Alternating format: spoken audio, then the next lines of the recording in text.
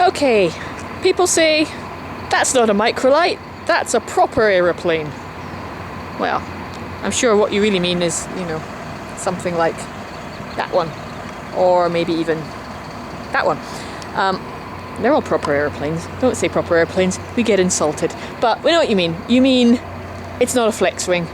It's not a hang glider with an engine stuck on the back.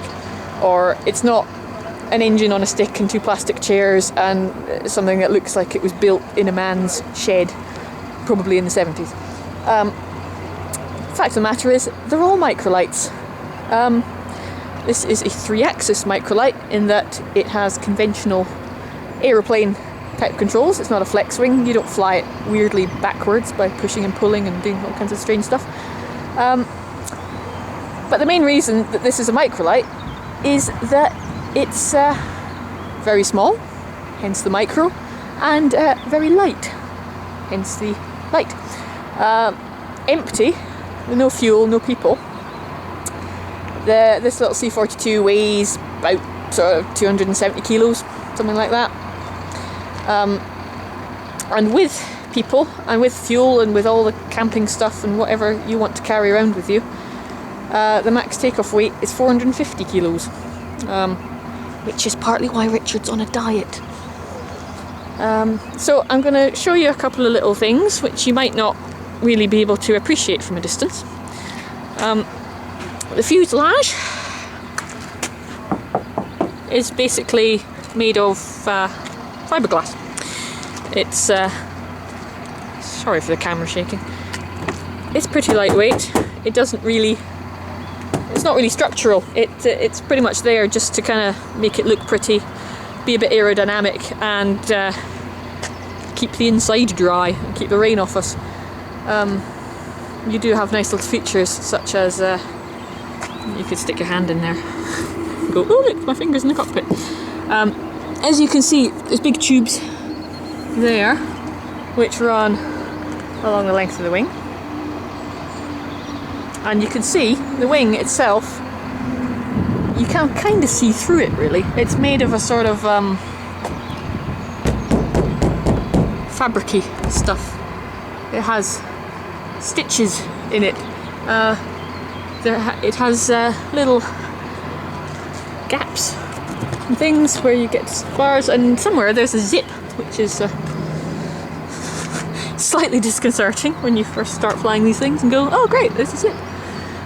But you can see there's little metal spars running along there, joining together the big ones which run across the way, and then there's some struts that are holding it all up or down, depending what you're doing with it. Of course there's a big sturdy bit running all the way, mind a pitot tube, all the way along to the end where we've got this sexy plastic or fiberglass wingtips with the nice little lights on them and everything, because this is a swish version of the C-42. So that's kind of the wing. I guess this is nice, big, sturdy.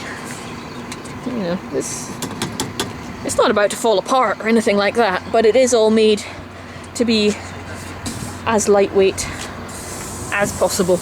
And that all looks up there, and then you've got your landing gear, because obviously that has to take a fair bit of a pummeling, particularly when somebody like me is landing it. So that's what it looks like from the outside, and the tail's the same stuff. But I can reach it a bit better. It's the same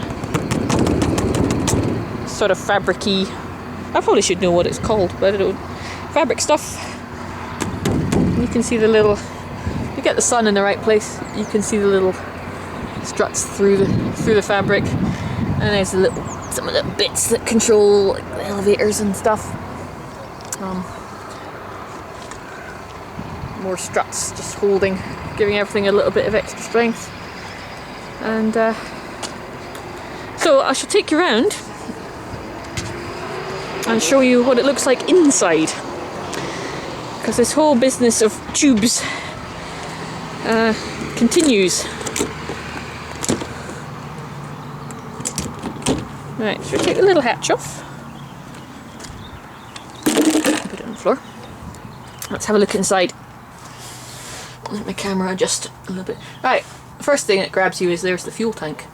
But what I'm interested in is this.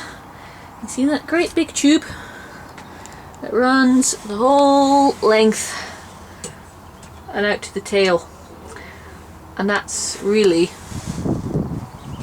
the main structure of the aircraft. If you took all this fiberglass, if you took all this off, I suspect you could still fly along with very naked tubular C-42.